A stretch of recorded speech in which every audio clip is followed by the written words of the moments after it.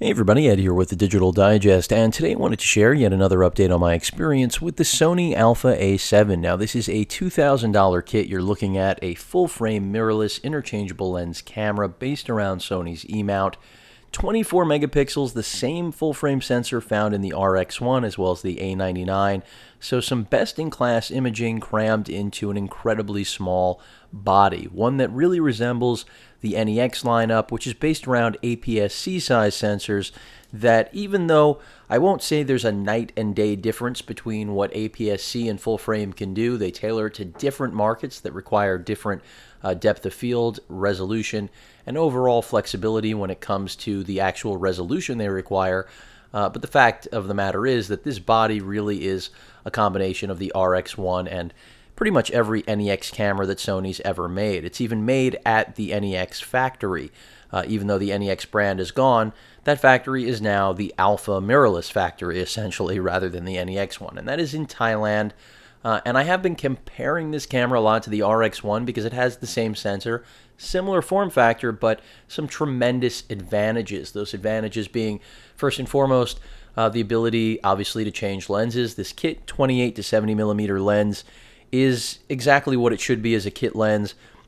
Interestingly enough, when you're at 70 millimeters, it protrudes less than when you're at 28. But in terms of performance, pretty solid so far. And that's what today's update is really all about. Those of you interested in the A7 kit, which is the most affordable of the bunch, $2,000 for what you're looking at here, and arguably complete out of the box.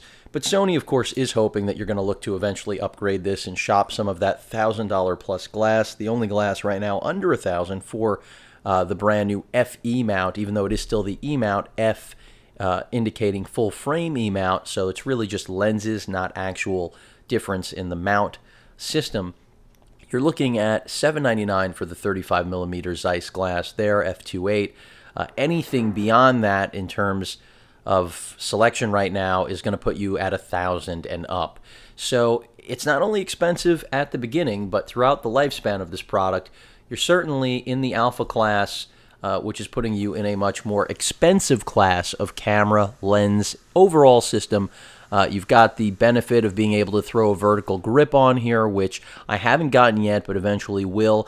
I do think I'm going to be moving to the A7R personally. That's not because I've been disappointed with the A7. That's something I'll explore more when I do my full review of this camera. But the reasons are fairly obvious for most of you that follow my channel, I think, or at least they should be obvious. It's not necessarily because the price gap is a justifiable gap for the difference in resolution and overall performance.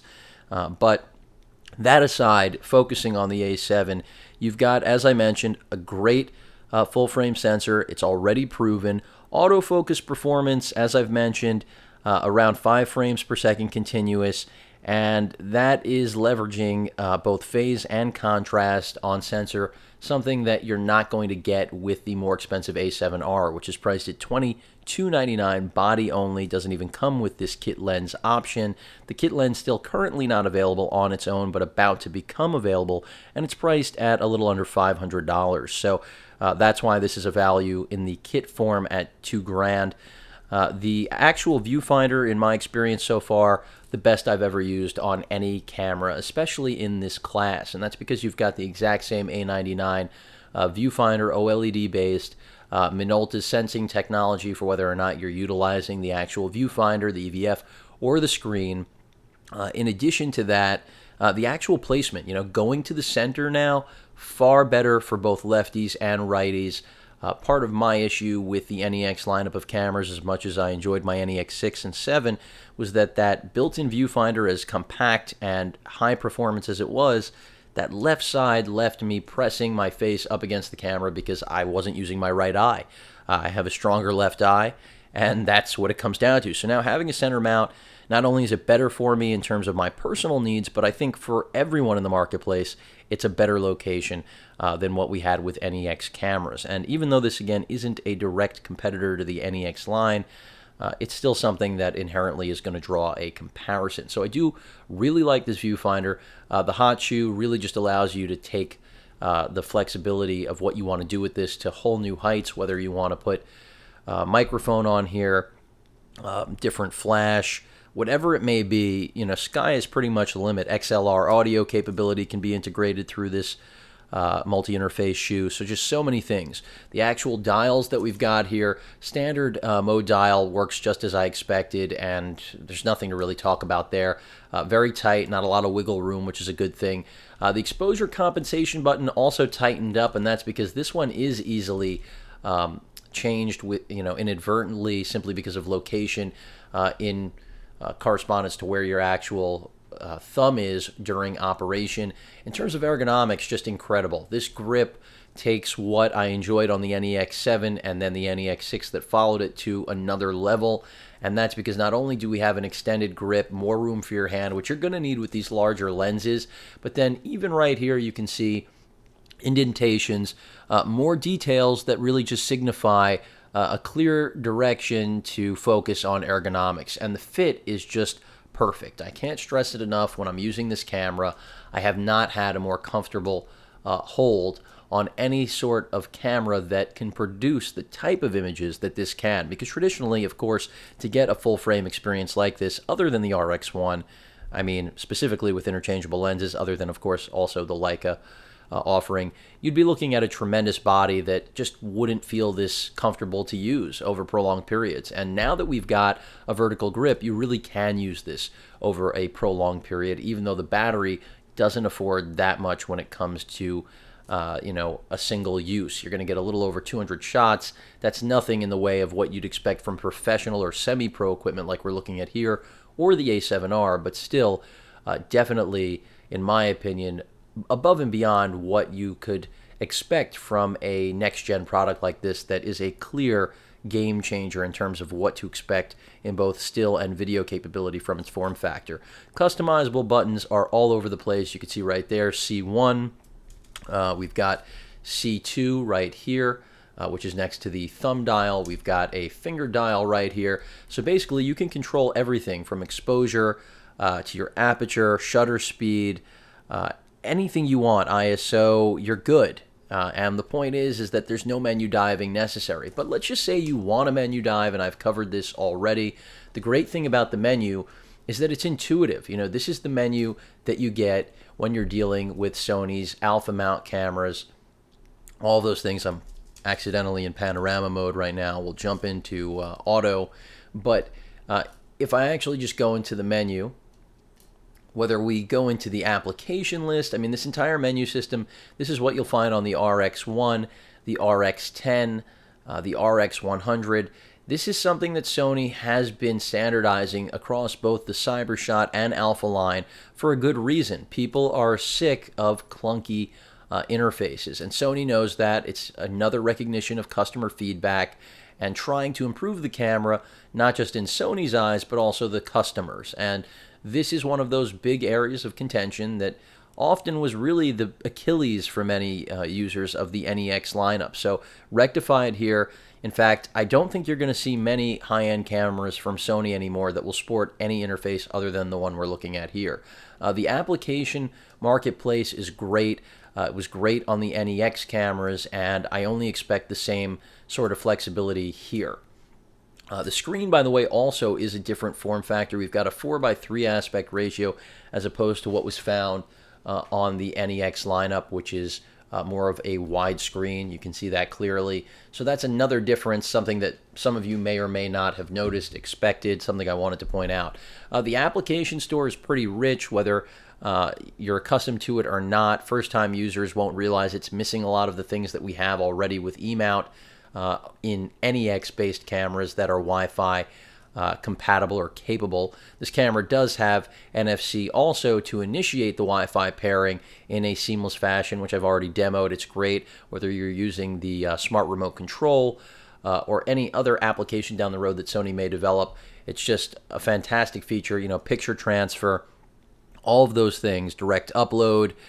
It's a network camera. Is it still a work in progress? Absolutely. You've got to remember this entire app store launched with the NEX5R and NEX6, and the NEX5T was the first NEX to actually incorporate NFC, and that was after the RX100 Mark II, which was the first Sony camera to actually incorporate both NFC and Wi-Fi in one body. So here we've got all of the benefits of every arm of digital imaging coming together.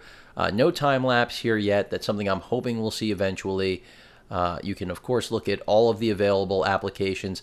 Feels like this could be touchscreen, but it's not, and that's really not a disappointment for me because I feel like it would create more problems than solutions with missed touches in the process of using the camera.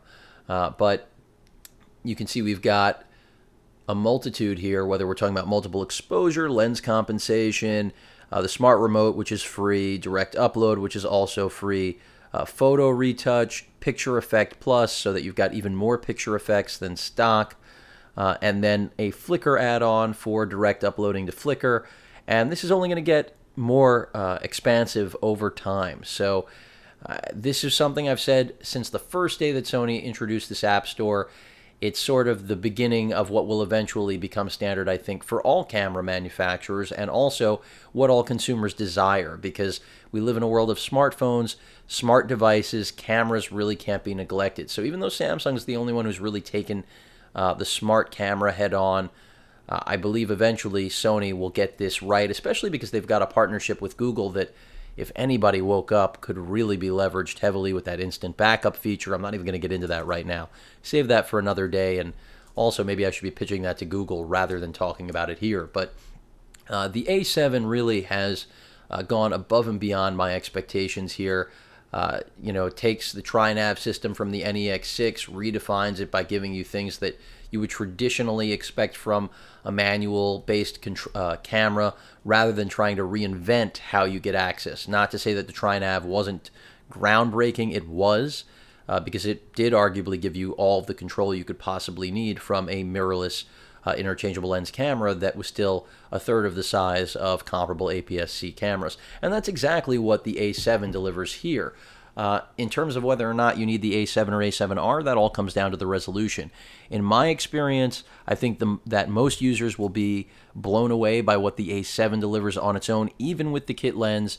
Then again, I have to say that if you're spending this sort of money for the camera, I'm going to say if you can, you should wait and get the appropriate glass that you actually need. And if you don't know what kind of glass that you need, or eventually will require, then I have to say you probably shouldn't be looking at the A7 or A7R.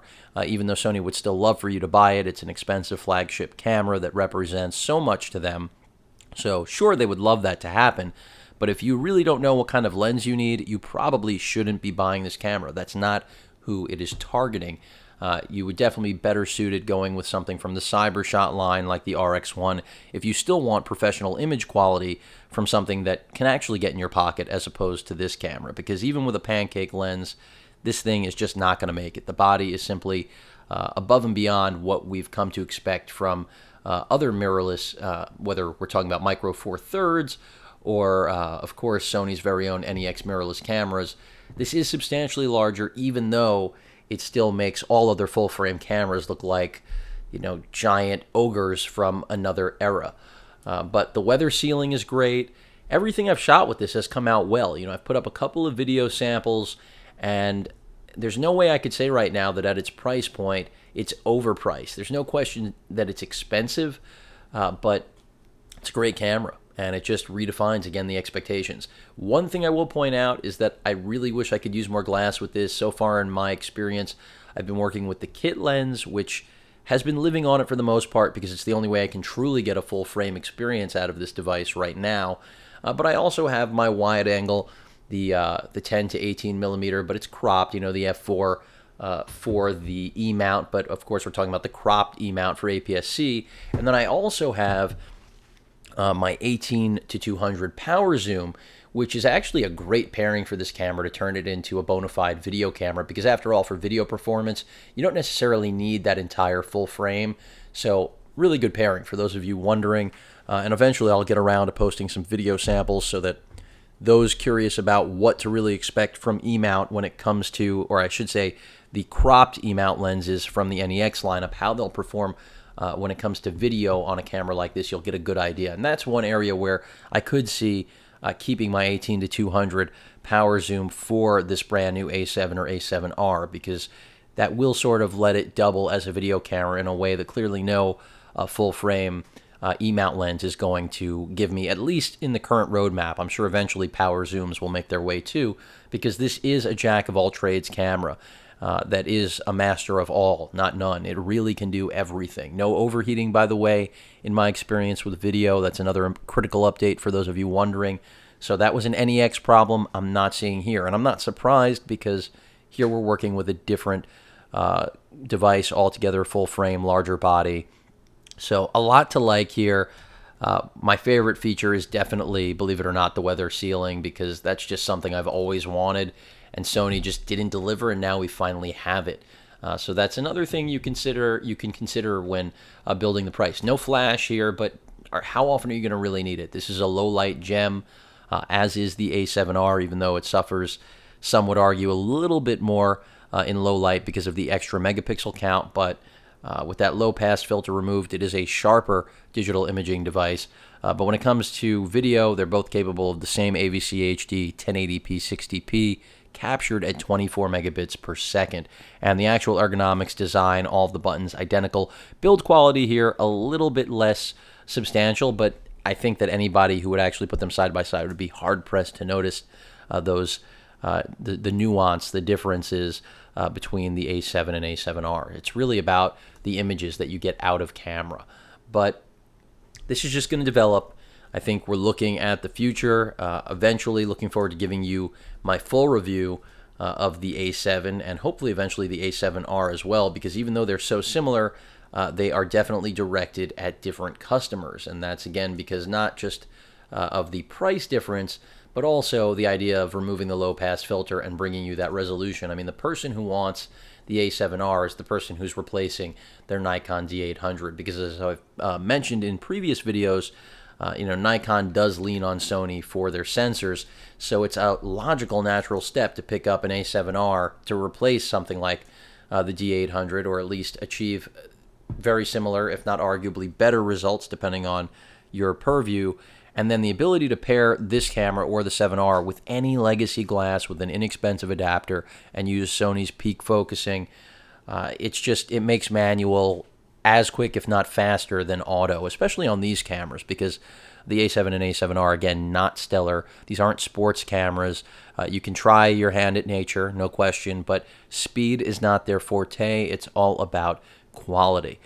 So if you desire raw 24 or 36 megapixel full frame sensor capability, these are monsters. That's what it comes down to. And so far, I can say without hesitation, I have very little negative to say about this camera, if that hasn't become very obvious through the course of this video. And that's because, quite frankly, I tend to focus on reviewing products that are stellar, and the A7 is yet another one of those stellar devices. And that's why pretty much every reviewer out there right now considers the A7 and A7R the best cameras of 2013, and that's because, quite frankly, they are. Outside of course, I also have some favoritism for the RX1, but for the general media, the average consumer looking for an interchangeable lens camera, which people are going to be far more drawn to than something with a fixed lens, the A7 and A7R take the cake. No competition right now, and in the foreseeable future, really, there isn't much either. The big problem, again, is the lack of native full-frame E-mount glass. But if you're willing to wait, be an early adopter, and also if you're spending in this price range, you probably already have legacy glass to do what I just mentioned, manual peak focusing with it. So really, that could technically get you by. But we'll see. If pricing comes down, if it starts to get soft, then we know Sony has hit a little bit of a wall here, not because of pricing, but because of lens lineup right now, really, at its very base. But an incredible camera. Is it worth the difference between, an NEX6 or an NEX7 to jump up to the Alpha? In my opinion, no. Not unless you actually need full frame capability, because those cameras already redefine what we expect in their footprint. And for the average consumer, those cameras outperform any APS-C digital SLR they would generally pick up. Again, I'm speaking strictly about the NEX6 and 7, not to knock the 5R, which is discontinued, or the 5T, its replacement. Those are both also solid, share the same 16 megapixel sensor as the NEX6, but it all really comes down to what you really require. And if you're happy with APS-C, I don't see any reason to make the transition here. And that's why I have a video already dedicated to that exact point. Any questions or comments, please feel free to post them. And of course, as usual, please feel free to subscribe. Later.